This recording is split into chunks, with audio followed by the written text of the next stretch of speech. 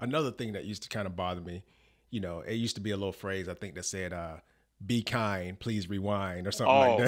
that. Oh man, that was the best. And then they were getting to the point where they were charging you if you didn't rewind the film. Yes, yeah, yeah. Do you get it? You get it back home and you're ready to watch the movie. You put it in and it's all the way at the end. So now you got to wait for the.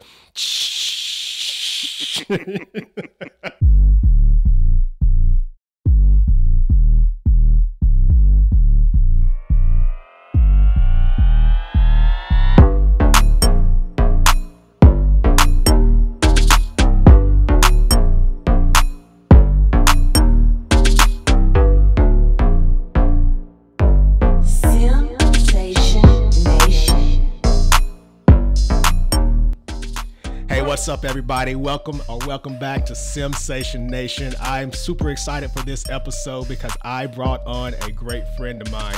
I found and knew the very best person to bring on to Sensation Nation to talk about the subject of movies because in my mind, he is a movie enthusiast. He knows all things, everything about movies that you need to know.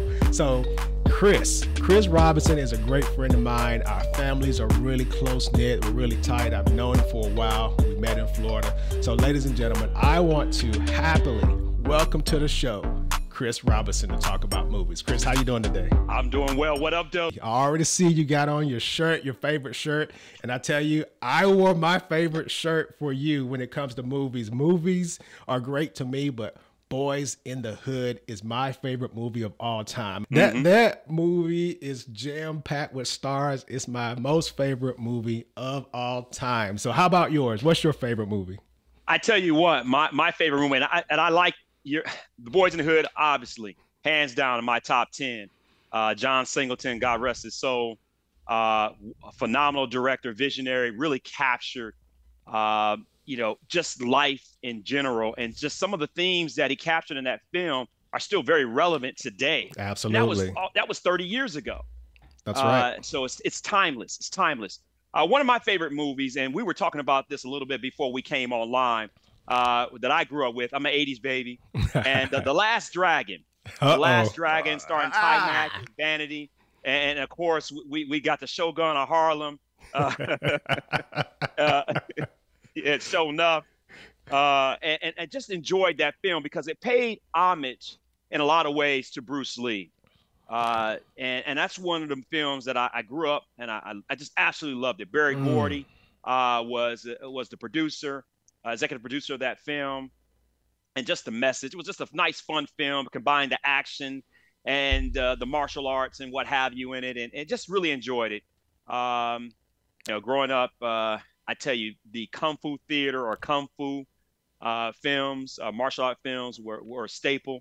I will never forget the intro or the intro monologue would be, stay tuned. When a man must take matters to his own hands, stay tuned for Kung Fu theater. So come on, you got me hooked right then and there. So that brings me to another point, right? Movies and the way movies have been produced and presented has evolved and changed over time. Do you remember at some point where commercials was a thing? Like you're really into the movies and all of a sudden a commercial comes on. Do you remember any of those times? During that time frame, you had to go get something to drink, take a quick break, do what you need to do, get some more snacks, and just be ready to be locked in again. That's right. That's right. Because this is before, DVRs and all that other stuff. Let me ask you this. Do you remember the DVDs and the VHSs and all that other stuff? You remember that era? Absolutely. I will tell you, I remember when a friend of mine's, when I was in junior high school, he had a Laserdisc player. So Laserdisc was before DVDs, well before early 80s. And it was like almost an album, a record that you put inside a machine. And it was like the latest and greatest invention at that time. And it just fizzled out. Right. VHS, took over. Well, before VHS, we had the Beta. Betamax. You're right. Yeah, Betamax. Yep. Yeah, and it just took over.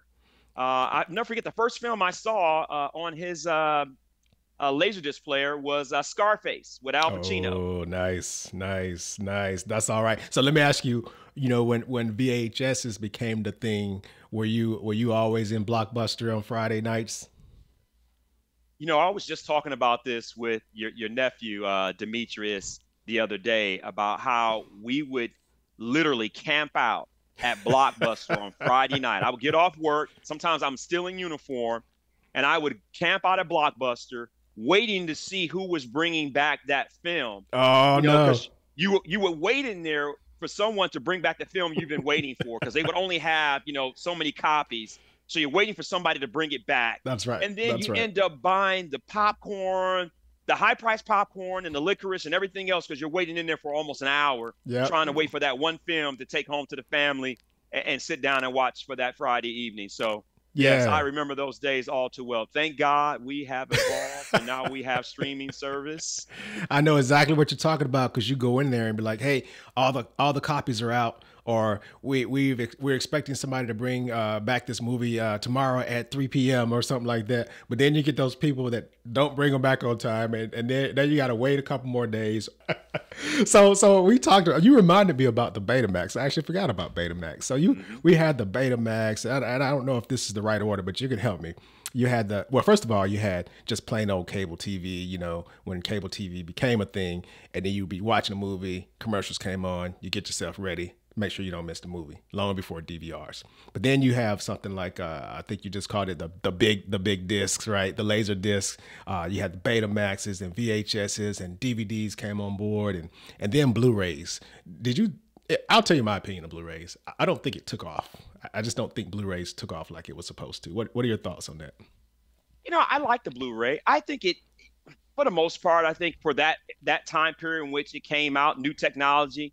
Of course, everybody gravitates to new technology, and the quality has been a lot better, I believe. Visually, the high definition, the sound. If you have a system that's pretty decent, I think overall, I think you notice a difference between the Blu-ray and the regular DVD. Mm-hmm. As far as quality of the film watching experience. So, Right. I've noticed a difference in it now. Did it revolutionize? There are going to be some folks who will say, well, maybe not as much, but Right. Right. I think it's a much better movie watching experience if you have the Blu-ray player and you're watching that film Sure. on Blu-ray. Sure. My business of Blockbuster went out of business, and at some point in time, the world figured out a new way to be able to get movies, and I believe it was Redbox, I think. But you used to go on the website, order a movie, it ends up in your mailbox a couple of days later. You watch it, you put it back in, and replace the movies, and then they transition to the Redbox machines where you just walk up and did you ever do any of that stuff? Oh, absolutely. I did the Netflix, the Redbox. Blockbuster unfortunately just never evolved enough. Right. Right. Didn't embrace the fact that they had an opportunity to change and take their business model to the next level, Right. the 21st century, if you will. Right. And unfortunately, we don't have any anymore. I think there's like one that's kind of nostalgia. I think in Oregon, just and I think they do a bed. I don't know. They do something where they go in and people actually still rent movies out Oh, of no the kidding. place. Yeah. I did Yeah. not know So that. I think Okay. there's like one, and I want to say it's in Oregon, but that's it. So yeah, I've definitely thoroughly enjoyed, utilizing that new technology to get those films because again, you didn't want to wait in Blockbuster, all night for one film when you could order it and have it mailed directly to you. What a convenience that Right, is. right. I see that amazing picture you have on the wall back there. So I have to ask, I got a couple of questions for you. First question is, are you a DC person or are you a Marvel person? I grew up loving both, and here's what I will say to that. DC does a really good job with their animation. Okay. Their animated films are pretty decent. They're Okay. well written for the most part. They do a good job. Okay. Marvel, on the other hand, has taken it to a whole nother stratosphere as far as adapting Stan Lee and the rest of the Marvel universe into their films. And I'm definitely a Marvel fan. Growing up as a kid, my brother and I I was telling Demetrius, our son, yesterday. I said we used to walk like we lived in Detroit on the Mm-hmm. west side, and Mm-hmm. we used to walk from our house to Livonia, Michigan, which is outside suburb of Detroit, to a comic book store. Mm-hmm. Yeah, we're talking about 5, 6 miles from where we live, Wow. on 8 Mile and 7 Mile area of Detroit. Wow. And we would walk out there just to go to the comic book store and get comics and read them. And this is the 80s, no internet, but we enjoyed it. We enjoyed that just being able to do that and have the freedom to do that and sit down and purchase our favorite comics. My brother was heavy into X-Men. I Mm. was into more of the Spider-Man and the Avengers and things like that. Right. And of course we had Black Panther. And Yep. so those comics really appealed to us. I was a big fan of the old Power Man and Iron Fist comics. Mm. So that pairing together, I enjoyed that. And so, yes, so it's safe to say I'm a Marvel fan. I Okay. like DC for their animation, but Okay. as far as films and comic reading, overall, Marvel is probably I would give them the edge. You're giving me a huge sense of nostalgia right now because when you were talking, I could actually visualize you guys, walking to the comic book store and having fun, and there's just a lot of camaraderie there with your siblings and things like that, and I think it just helped us grow up. I don't know first of all, I love technological advances. I love modernization. I love the quick access and being able to have something right there at your fingertips. But I would imagine, though, that you felt a sense of just greatness, just being able to walk or even ride bikes in my era, riding bikes to the store and things like that. I just don't, in my opinion, I just don't think the kids will actually get that feeling that we got.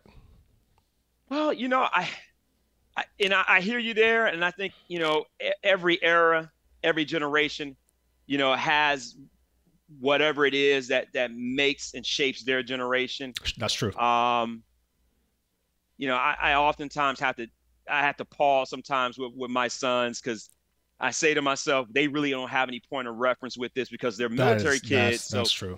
They've done a lot of moving back and forth because of mom and dad wore the uniform. Yeah, you're right. But at the end of the day, I think they have created their own experiences and they lean back on them. For instance, I'll never forget when we saw the last Avengers, Endgame. Endgame, yes. Yeah, when we saw Endgame, our oldest son Ramsey commented and said, "Hey, look, this has been the story arc of my entire childhood. Oh wow! Because you've been taking us to all these films. Oh wow! And we all went to see it together. He was like, "Man," I said, he was like, "Dad, I don't know how to feel right now. Oh man, I guess I'm grown now." And so no, I appreciate your viewpoint because that is extremely valid. When they get to the point where they're going to become our age, they're going to be saying the same thing about their kids and their grandkids. Like, wow, we used to do X, Y, and Z. So no, that's a valid viewpoint. So, Yeah. So you mentioned something about the movies and taking your kids. And if I remember correctly, I've had conversations with you before. And I think that you said that you actually don't mind going to the movies by yourself if need be. Have you done that? I still do it from time to time. I grew up in a household loving films. My dad, my uncles, they were huge into films. My dad would take us. I still remember my dad taking my brother, my cousins, and I to see the first Superman. Oh wow! With Christopher Reeves. And the technology at that time that was really big was Dolby. We went to the Americana. It's a movie theater that was out in the suburbs of Detroit in Southfield. Okay. And they were playing the Superman film. And I'll never forget that. And I was just so awestruck by that. The sounds, the visual. It was just fantastic. So I've always been a film kid since that time frame. And then fast forward years later, in my junior high school, Mr. Curry had a class, critical thinking class on film. And he introduced us to films. And I took the class thinking it was just going to be a fun, kind of, class. And I wouldn't have to really do a lot of work, and it ended up being one of the best classes that I've ever taken because it really got me to rethink the direction of films, the artistry that went into the films, uh, it just the lessons that I learned by watching those films and really taking a more of a critical eye in viewing those films really shaped my understanding of films and understanding it not from just the pure entertainment value of it, but also what are some of the messages that I can get and glean from these films. And to that point, I've also used those as a part of how I teach and facilitate leadership development lessons to this Oh day. wow, that's awesome. Because you're such a smart man, that actually answers one of the questions that I was going to ask you. Like, how did you develop such a love for films? And you just kind of answered that. And so that makes me want to ask you now, right? Because you are such a movie enthusiast, do you prefer to go to the movie theater and watch the movies, or do you prefer to kind of catch them at home on Netflix in the comfort of your own home? You know, I still enjoy going to the movie theater, and I know, with COVID, of course, that time period, and I know we're, you know, COVID is still with us, Yep, so we're in yep. this post COVID era, so to speak. Right. So it was difficult not being able to go to the theater, but I enjoyed having the opportunity to have and watch the films that I've been able to watch during that time period at Hmm. home in the comfort of my own home with my family. But I still enjoy, going into the movie theater, Yeah. smelling the popcorn and sitting Expensive, down. expensive popcorn and candy. You got to buy it. Yeah, You got it's to just buy it. something about doing it. Yep. I took my son, took Demetrius yesterday. Demetrius and I went to see Ant-Man last night, Ant-Man and Okay. the Wasp, the Okay. Quantum Leap. Nice. Uh, Jonathan Majors rocked it out. Awesome, awesome. And so that actually is a good transition because this is what I've been building up to. I got two good questions for you. Number one, what is your favorite movie? Ooh, I really can't answer that. Oh no. Do you have? Can you name a I can give you my top top? five, Okay, maybe genre. yep, top five or top three. Okay, so I would say my top five. Number one would probably be. Oh, That's a hard one, huh? it's like almost asking who is your top five MCs. It's so many that I have joined at different time periods because, like your T-shirt, Yep, Boys in the Hood. yep, yep, I yep, tell you, yep. I left that film.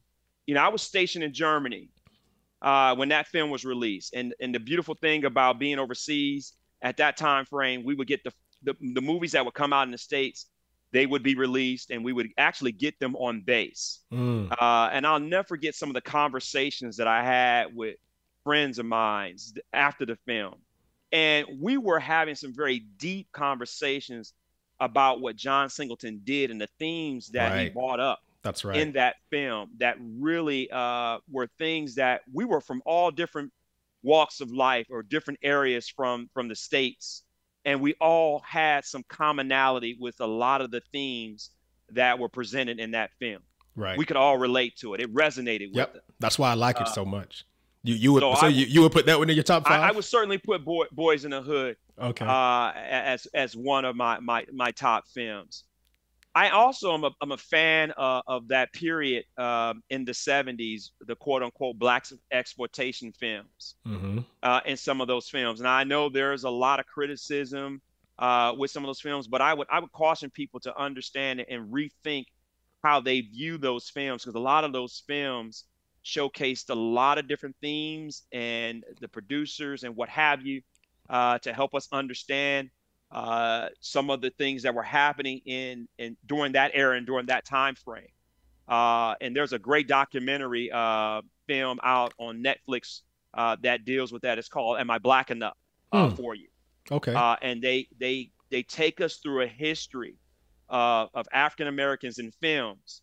Going back to the time when African Americans were, in films strictly from a minstrel standpoint of view. The really you know dark um, stereotypical tropes that African Americans were viewed as, and Hmm. then how the roles and the rise of the Sidney Poitiers, dignified roles, the Harry Belafontes, Melvin Van Peebles and what he did Mm. to revolutionize and really take, Black filmmaking and artistry to that next level.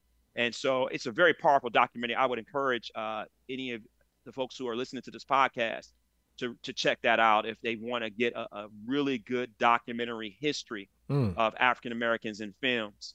That's good. I'm glad you brought that up. Yeah, I'm glad you brought that up. I'll make sure I'll drop that in the show notes as well. Absolutely, thank you. And I would say, so Boys in the Hood. I would certainly put Star Wars. Okay. I was heavily influenced by Star Wars as a kid. Loved it. Again, watching it in Dolby. Yeah, yeah. Dad took us to see that. I will tell you that I'm a huge fan of that Oscar-winning actor by the name of Denzel Washington. Oh man! Please tell me you're going to say Training Day. I'm not going to say Training Day. Oh no, no. Training Day is a good film, but again, I think Training Day, sometimes people will say, well, Denzel did all of it. He has such a huge body of work, yet he gets an Oscar, or his second Oscar at this point in time, for a film that portrayed him as the anti-hero. I got you. In a role that was not uplifting. Yeah. And so there is some criticism as a result of that. When he did the Hurricanes and the Malcolm X's and other films, and he didn't get an Oscar for those roles, but he got a second Oscar for that role. So again, I would have to put Denzel Washington. There's a number of films that I love from him. I, of course, remember the Titans, great film that he did. I use a lot of clips from that film as a part of my leadership development to bring certain points home. I think you've got what? How many is that? 3? That's 3. Yeah. So I got 2 more. I would have to put the Marvel films. Black Panther is probably arguably one of those films that I have to put out there, and just because of what it did to really bring a superhero, an African American superhero, or an African superhero, right, to the screen. If you didn't grow up reading the comic books, you probably didn't know much about Black Panther. Right. And so I really thoroughly enjoyed that, and just seeing, the imagery. Right. And again, I think sometimes people have a very myopic point of view when we think of Africa as a whole, because it's a continent with many nations. Absolutely. And countries. And for that film to have such a worldwide appeal. Yes. And the influence, the impact. In fact, just recently, before the latest film came out, the second Black Panther, Wakanda Forever, I think ABC did a special, and I think Robin Roberts interviewed Ryan Coogler. Okay. And wow, it was just so good to see and hear his vision for the film and how they wanted to make sure they honored Chadwick Boseman. Yes, absolutely. And his legacy and what he meant to that, and the embodiment of that character. Absolutely. So that's 4, right? Yeah. So I owe you one. One more. Owe me one more. That's right. I owe you one more. I would have to go with my Last Dragon film. Okay. All right. I would have to go with Barry Gordy's Last Dragon. Phenomenal film. I mean, for me as a kid, I love Bruce Leroy, and of course, Show Enough. Harlem. That's right. And in Vanity, gorgeous, absolutely gorgeous. You know what I like about your list? Beautiful. What I like about your list the most is that it is not stovepiped. It is diverse across the scale. And that just kind of goes to show that, it's okay to broaden your horizons, and you can find enjoyment and entertainment in multiple genres as long as the movie is good, very similar to music. That's really all that matters. Just do good work. And then my last and final question for you before we head to my quick speed round is, you just told me your top 5 favorite movies. This one it may come to you quickly. It may take a second. What is your top and most favorite movie quote? You know what? I'm gonna take it back, and this is before me, before I was born, before I was even on the scene. But I use this. Cool Hand Luke. Okay, then. What we have here is a failure to communicate. To communicate.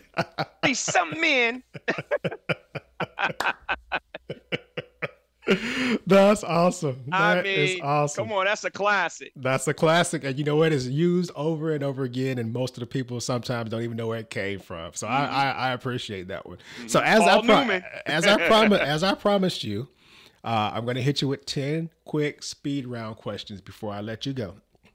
But before I do that, I want to ask: is there any way that you would like for people to reach out to you, contact you? And if the answer is no, it's okay. But are you on any social platforms, on LinkedIn or anything on from the professional standpoint? Absolutely. I am on LinkedIn. There are probably a plethora of Christopher Robinsons, but look for Christopher B. Robinson. That is leadership development consultant, trainer, and coach. I like it. I like that because, again, multifaceted.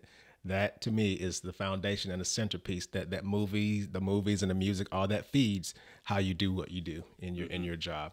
Okay. Well, on that note, then I'm going to hit you with my questions. Question number 1: when it comes to grits, do you prefer sugar or do you prefer salt? I prefer. Now I'm gonna add to that. I prefer salt and pepper. That's what I'm talking about. Okay, my great grandmother is from Alabama, relocated up to Michigan, and so that's how she made it. So that's how I grew up loving it. I love it. Smart man. Good choice. Number 2: football or basketball? I have to go with the NBA, basketball. Okay. I grew up playing basketball, even with all the flopping rules today. Hey, I'm even with all the fly rules. I'm from Detroit, so I know something about a hard foul. I remember the Bad Boy Pistons. There you go. Number 3: read a book or watch a movie? I know we're talking about movies.